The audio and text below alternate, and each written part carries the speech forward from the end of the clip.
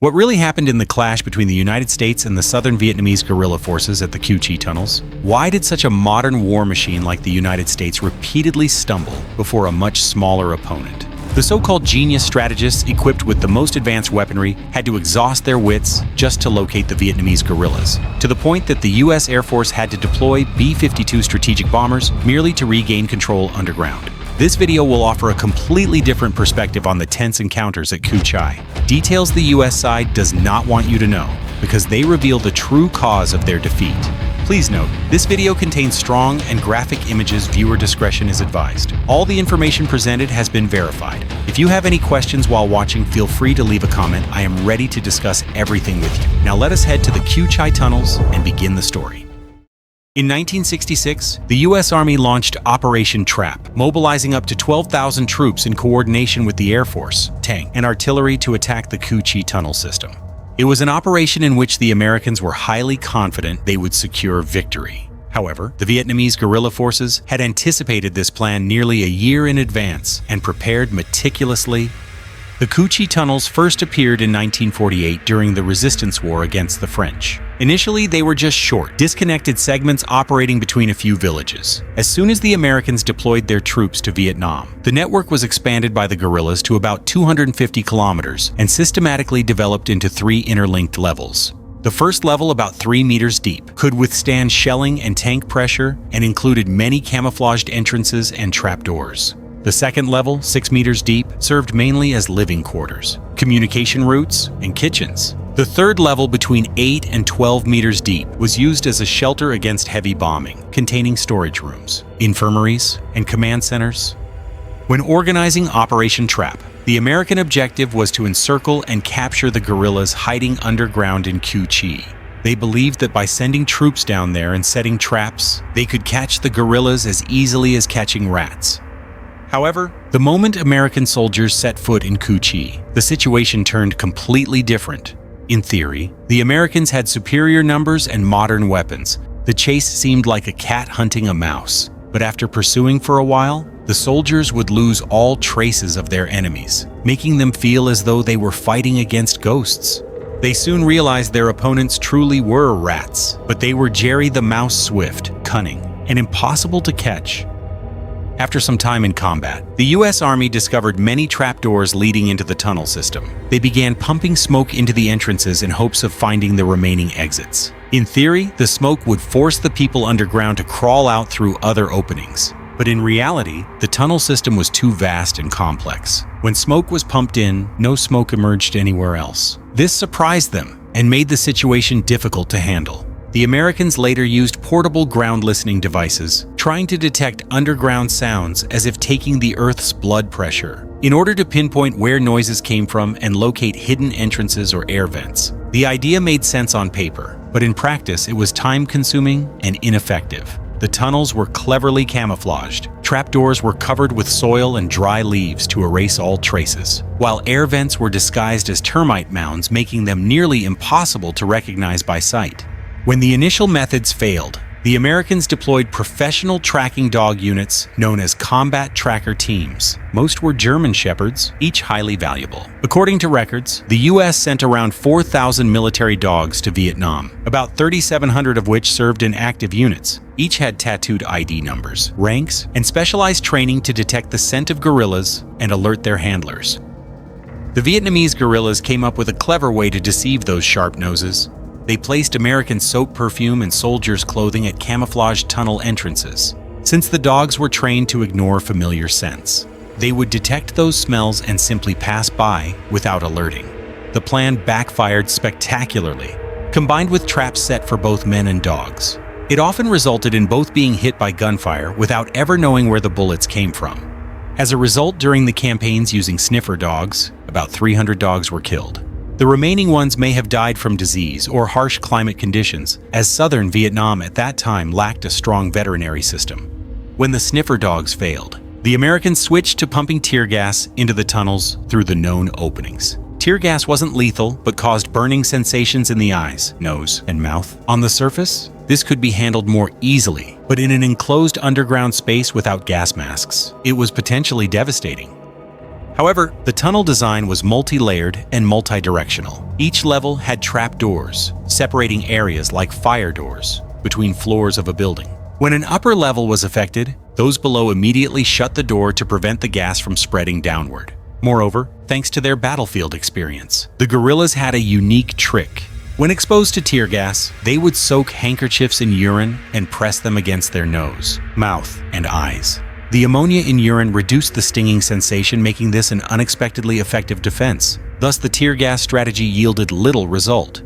When tear gas failed, the Americans attempted to flood the tunnels by pumping water from the Saigon River. The logic was that if enough water were pumped in, the tunnels would flood, forcing the guerrillas to surface. But the tunnel network stretched hundreds of kilometers, water absorbed into the soil, requiring immense volume and time to flood the entire system. Meanwhile, the guerrillas had already dug new passages connecting directly to the river, sealing off other sections and leaving only a few open routes. As a result, the water flowed in and then flowed out again through those exits, forming an endless loop. Thanks to watertight compartment doors, several storage and ammunition areas remained safe and dry. When smoke, tear gas, and flooding all failed, the Americans were forced to send soldiers directly into the tunnels to scout and fight. The troops assigned to this dangerous job were called tunnel rats. Before that, the U.S. Army had even made use of a type of grass naturally growing in Cu Chi, known locally as American grass. This grass grew rapidly by the end of the rainy season. It reached 2 to 3 meters high, with thick, sharp stems. During the dry season, it dried out like straw. The Americans used napalm to burn down these grassy fields in order to expose tunnel entrances. Napalm flames consumed oxygen and produced carbon monoxide, causing heavy casualties and revealing trapdoors. At that moment, the underground world was literally exposed, as if the earth itself had been peeled open. To the U.S. Army, this seemed like inventing fire in the art of attack, but the guerrillas still adhered to their principles. They believed was knowing how to move without leaving traces, not relying solely on bombs or luck. The guerrilla forces lived by a simple motto: move without a trace, cook without smoke, speak without sound. They usually waited until night, when the Americans rested, to launch sudden attacks and then erase all evidence of movement. That was why the U.S. could never fully grasp the guerrillas' operations. They might discover an exposed tunnel entrance, but how it was restored or defended afterward remained a mystery. The tunnel rat units had two main missions. The first was to search for documents, weapons, supplies, or gather intelligence. The second was to study methods of destroying the tunnel system itself. However, the entrances of the Cu Chi tunnels were designed to be extremely small. Some sections were only about 80 centimeters high and 60 centimeters wide, just enough for a small Vietnamese fighter to crawl through. Meanwhile, the larger-built American soldiers could barely fit. At times, the U.S. had to hire Thai or Korean soldiers, whose bodies were smaller, to squeeze into the tunnels. Each tunnel rat was initially equipped with a field telephone, an M1911 pistol, a dagger, a flashlight, and a gas mask.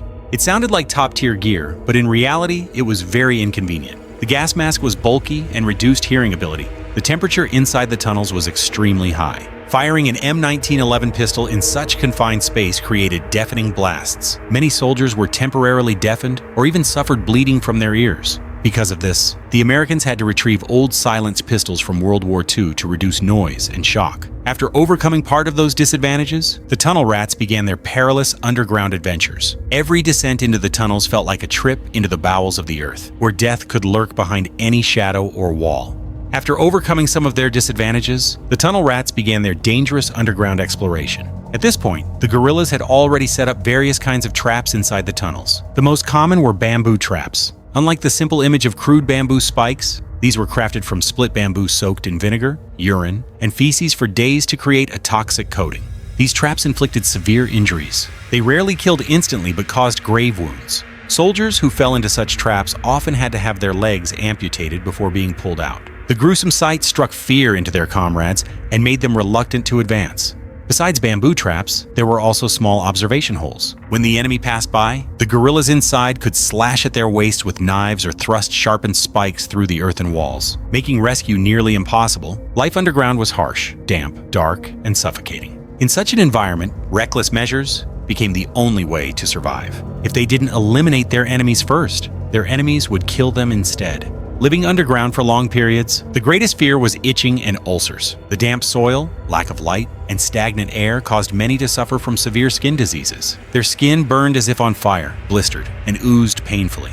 Yet, knowing this, many still dared not leave their shelters because being captured and tortured was far worse than any disease. Thus, they had no choice but to think of every possible way to kill their enemies while avoiding capture themselves. The guerrillas also invented bow traps. The mechanism was simple: one careless step on a tripwire, and an arrow would shoot straight out. Since the tunnels were narrow enough for only one person to crouch through, it was nearly impossible to dodge. These traps were highly effective, but sometimes even the ones who set them became victims. When an enemy soldier died and his body got stuck in the tunnel, the people inside had to pull it out. At times, the corpse decomposed heavily, spreading an unbearable stench. Another danger was that traps set for the enemy could also harm their own comrades. Even though they tried to mark the trap positions, in the pitch-dark tunnels and during frantic chases, a fighter could step right into his own death without remembering where it was. At times, what unfolded between the two sides could be described as a pet game. The Americans released tracking dogs. The guerrillas countered by releasing venomous snakes.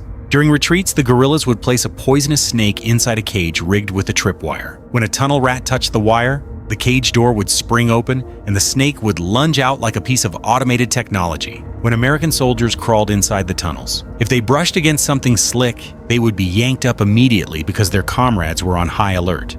This tactic was initially quite effective, but later, the US forces found ways to cope. Before entering the tunnels, they released ferrets or polecats to detect snakes ahead of them. This reduced the impact of the snake tactic. Consequently, bamboo traps and bow traps remained the primary means of defense and attack. To this day, the US military remains haunted by its combat experiences in Vietnam's underground environment. They have since rebuilt or maintained specialized units for such missions still called tunnel rats, while also seeking technological solutions. In October 2018, the U.S. Department of Defense admitted that one of its weaknesses was the lack of reliable technology for combat in urban basement and underground infrastructures. To address this, they organized the Underground Challenge, encouraging the development of remotely operated robots capable of searching for objects within tunnels. The robot that found the most items and reported their exact coordinates would win. However, in the deep tunnels, thick concrete or dense soil could cut the cord between the robots and their controllers, rendering them useless. Essentially, technology still faced major limitations, and the demand for human presence real tunnel rats remained unavoidable. The Cu Chi tunnels represent one of the most remarkable examples of guerrilla warfare, and are a key reason the United States failed in the Vietnam War. Today, the tunnels have been expanded and modified in height and width to accommodate visitors. Now, sample sections have been widened to over 1 meter, allowing tourists to move through more easily, yet still feel a glimpse of the harshness of life and combat underground in those years. Many American and French veterans have since returned to visit the site. Once a haunting memory of war, when they descend into the narrow, dim tunnels, they cannot hide their unease and astonishment. Everything seems to awaken the ghosts of those brutal years of conflict they once lived through. The tunnels are no longer just soil and darkness. They have become a living monument, a reminder of resilience, ingenuity, and the human instinct to survive beneath the weight of war.